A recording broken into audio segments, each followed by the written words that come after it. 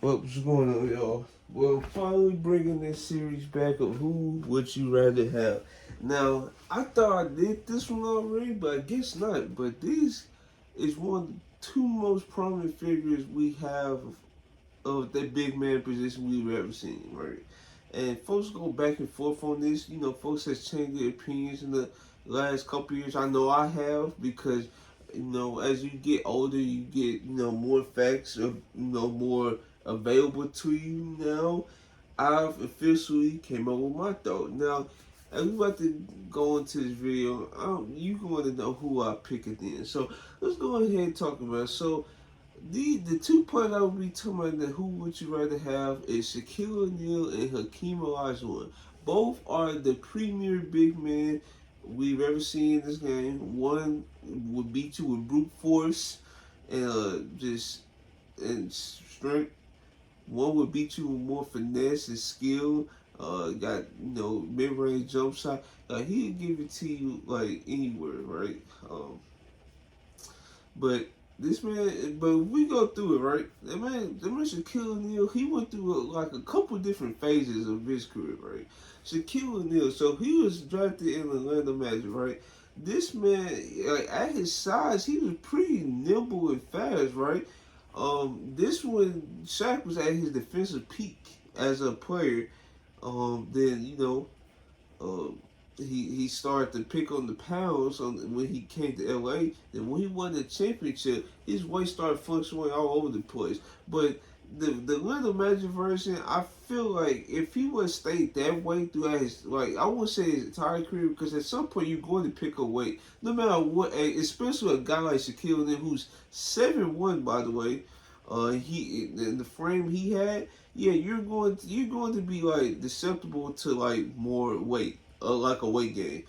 But if he stayed that way, he could have been like more like he could have more energy throughout games. That's a fact. His defense would have been the same like it was in Orlando days. Um, then I know it's like the weight gain actually helped his career, but I'm telling you right now, at the way he was at Orlando, he was good in my book. But things happen. When he got to LA, that's when his career completely took off. Like in '98, well, no, 1996, 1997. I feel like that was like a okay year. The 97, 98. I think that was a 60-win team. I even talked about it on my YouTube video. I believe they won 60 games. I could be wrong, but if I could definitely put it on the screen if I had to. But yeah, this team could easily went to the NBA Finals, which I also talked about.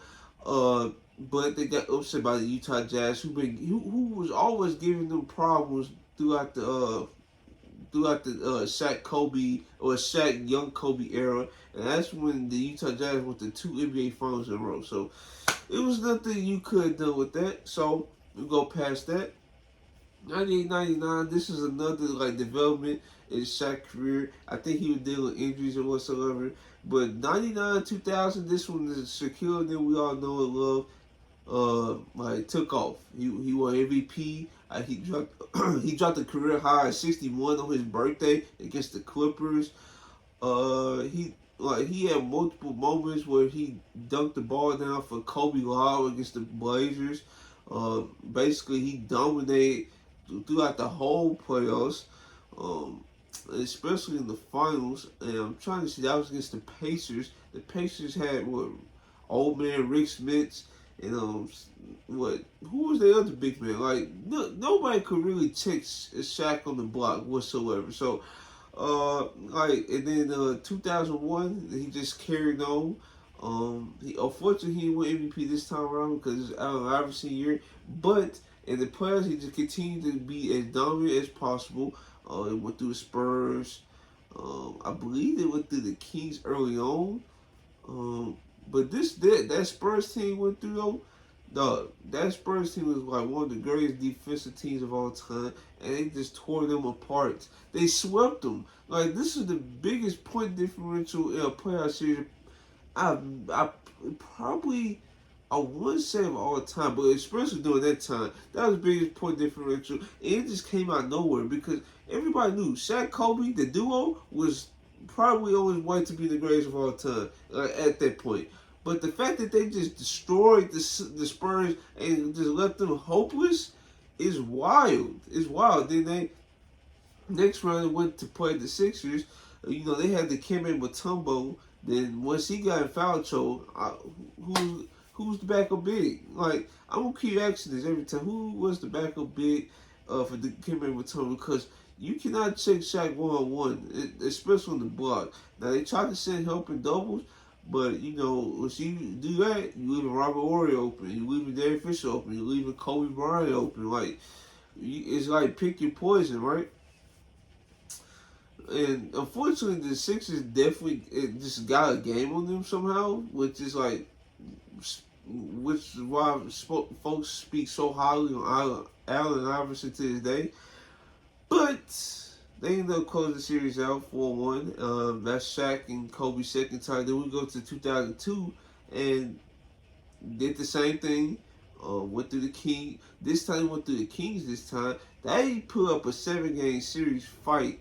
They almost could have won. With certain moments, the Kings is like choked or just fell down the stretch of games, and it was a controversy during the series as well. And they lost to 7. But then the Lakers go play the Nets, and the Nets had no chance. Like, I understand they had like prime Jason Kidd. I understand that, but they have the necessary big man deal to contain Shaq at all. It was just one picture that's still going around when he dunking on like 3-4 people in the picture at once. Maybe the whole team. So yeah, 03. This is when the injuries started to pile up, right? I feel the 03, the 02 season. Shaq went. I think he was on his podcast or someone else's podcast. He said he got up to 415 before the 01-02 season. He had to lose that weight. He had a toe injury during this stretch, right? Then he just waited to get surgery on his own time because he wanted to enjoy his summer. So that happened. His return to the court was definitely delayed. So Kobe Bryant was in the stretch where he was like dominant. It was Shaq was trying to work his way back into shape.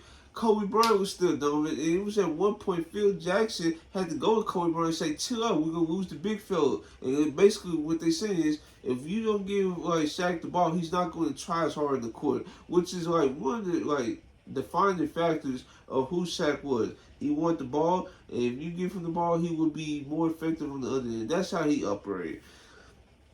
Then we all know what happened. 03, they lost to the Spurs. 04, they lost in the finals against the Pistons. Then 05, or 04, he requested a trade. He went to the Miami Heat. They lost against the Pistons, I believe. Then 06, he won his final title with the Heat against the Mavericks. Okay, so we went through Shaq's journey as a player. Let's go through Hakeem Olajuwon's journey as a player. So Hakeem Olajuwon, he get drafted, I think in '84 to the Rockies. Folks was like, around this time, the big man era is like in full effect because if they feel like you draft a guard over a big, that's a death wish, right? But the Rockies, they held firm. They drafted Hakeem. And Hakeem, he had a great season. I think at one point, it was during the 80, I want to say 88. It was like late 80s, I believe. Hakeem Olajuwon with Ralph Sampson. I forget the other players. Otis Thorpe, who was the backup, I believe. They just went to Boston. They ended up going through the finals. They even beat the A's Lakers. Like, think about that. The A's Lakers was the most dominant team of all decades, right? It could have been the most dominant team of all decades. They beat them, okay, and then they went to play the Celtics. Now I think they pushed the Celtics to 5 or 6 games. Now I could be wrong with that, but they definitely did play them in the finals. But they unfortunately lost. And then, around this time, Hakeem Olajuwon, since he was so young, he was getting categorized as immature. He would, get in the scuffles with the front office, his teammates even. But it was at a point where things just clicked for Hakeem Olajuwon, right? We all knew he was a dominant defensive player. Like, he didn't need the ball to be a dominant defensive player. But you know, when MJ, when he had his little run in 91, 93, he retired.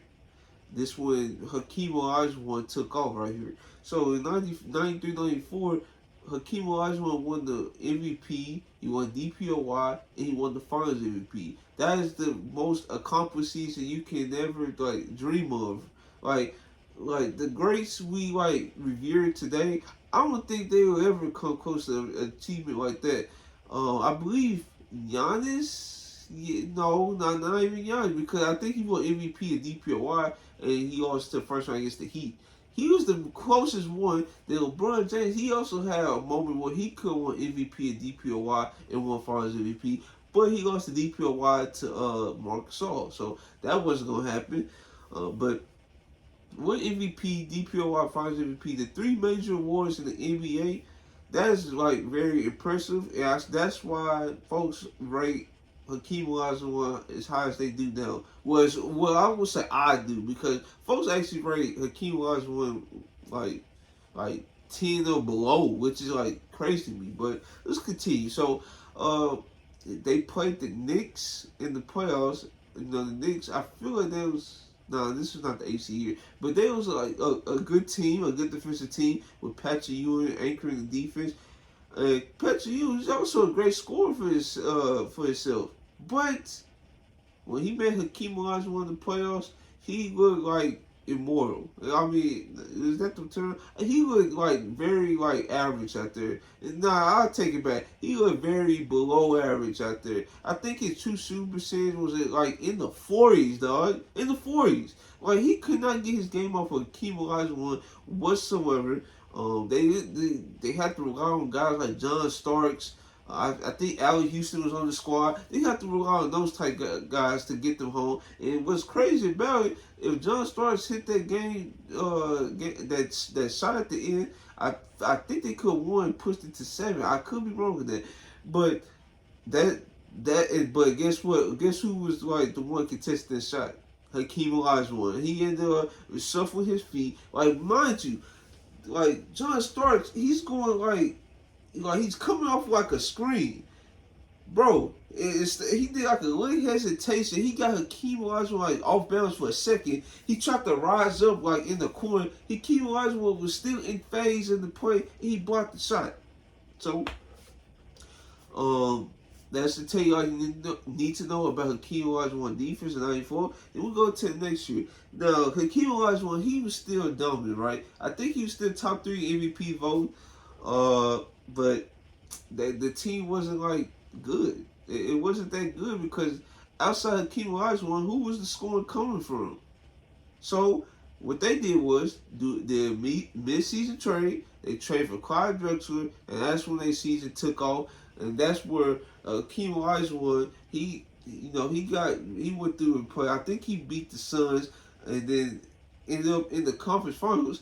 And this is where they meet the Spurs and David Robinson, who was the MVP this season. And you know Hakeem Olajuwon was hot because he felt like he was like robbed of the award. He felt he should be a back-to-back MVP. And he had a strong case because the team he was on initially before Clyde Drexler got there was like bro, if they didn't have Hakeem, they would be a bottom feeder team, right? He was clearly the best player on the squad. It was very clear that he was carrying this squad throughout the whole season.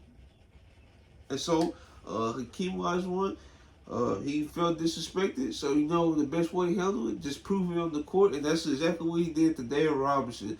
David Robinson, now, I wouldn't say he looked as bad as Patrick Ewing out there, but he still looked bad. Like, it's still that clip of this, Hakeem Olajuwon mixtape where he just like he did like a post move. He faked it. Like, he was just faking David Robinson out the whole series. And guess what? He was stopping David Robinson on the other end. And then we go on to the finals, right? This is where he meet young Shaq. And now young Shaq, he wasn't able to get his game off against Hakeem Olajuwon, and but folks always use this excuse. Oh, that's not the Shaq that was in LA, bro. First off, this Atlanta Magic Shaq was not like a scrub or something, bro. No, if anything, this is the most athletic peak Shaq in his entire career. So that's just a lame excuse. Hakeem Olajuwon, if he wasn't 30, he was definitely approaching 30 years old around this time. Hopefully, folks realize that he was literally approaching 30 around this time, and he was still putting in work on defense. Had to clip on Shaq, and then he was getting buckets on Shaq on the other end. And guess what? It was so bad that allegedly that Donald Trump was like trying to set up this big event where Hakeem Olajuwon played Shaq in like a 1v1 game. But I think Hakeem Olajuwon ended up getting hurt, and the 1v1 just went away because Shaq said this is the hardest he trained because he felt disrespected in the NBA Finals because it was nothing he could have done. So I'm going to talk about who I'd rather have. So the person I would rather have between the two is Hakeem Olajuwon. So here's why. So Hakeem Olajuwon, both of these guys want the ball, but the thing is, Shaq, his effort was determined if he gets the ball or not, and that's my main gripe on that because I hate players like that. Even on like the current generation of the Lakers, like if moments if stuff not going away or you turn the ball and you just don't get back or something like that, that would make me so mad. I'm telling you. But Hakeem Olajuwon, he wanted the ball, right? But he would still give you effort on defense, and he'll let you know, like, during timeout, hey, bro, give me the ball. Like, that's what I like about Hakeem Olajuwon. His effort and motor on defense is like, it's like him and KG. Like, you can pick your poison who had the highest motor on defense. But Hakeem Olajuwon, he'd give you like 2 or 3 blocks a season. He's averaging like 22 to 25 points a season. Like he's always in the double digits of rebounds. He's giving you a steal a game. Like this is the most rounded big man we've ever seen. And then in the time they did meet in the finals, we saw who was the better big man around the time. Now Hakeem Olajuwon was able to still be effective in his 30s compared to a guy like Shaq, whose body was failing him during this time. Yes, he had like a good like role player season like with the Suns, and he had like a few moments with the Heat. But outside of that, he wasn't really too effective in his 30s. And that was the main knock on Shaq. And folks said, and that's why folks still to this day say he's underachieving his career. So yeah, I would choose Hakeem Olajuwon, and if you guys disagree, leave it in the comment section. I would love to interact with you guys. So yeah, if you guys like this video, like, comment, subscribe, and let me know what 2 plays I do next. So like, comment, subscribe, and this is your boy Trail. I'm out.